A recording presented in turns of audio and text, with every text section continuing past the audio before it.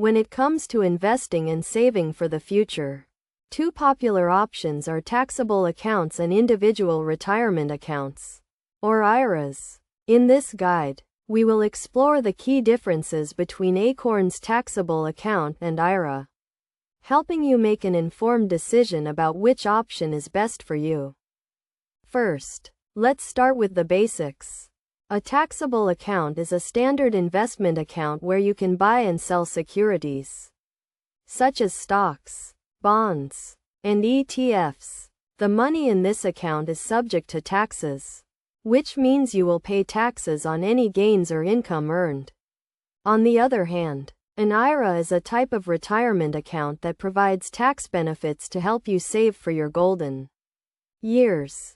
One of the main differences between a taxable account and an IRA is the tax treatment. With a taxable account, you will pay taxes on any gains or income earned, whereas with an IRA, the money grows tax-deferred, meaning you won't pay taxes until you withdraw the funds in retirement. Another key difference is the contribution limits and eligibility requirements. IRAs have annual contribution limits and income limits, whereas taxable accounts do not have these restrictions. Now, let's consider an example. Suppose you invest $5,000 in a taxable account and earn a 10% return.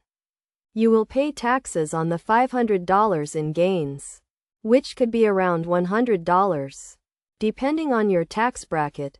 In contrast, if you invest the same amount in an IRA, the $500 in gains will grow tax-deferred, and you won't pay taxes until you withdraw the funds in retirement. In terms of best practices, it's generally recommended to max out your IRA contributions before investing in a taxable account. This is because the tax benefits of an IRA can help your money grow faster over time. However, if you've already maxed out your IRA contributions, a taxable account can be a great way to continue investing and growing your wealth.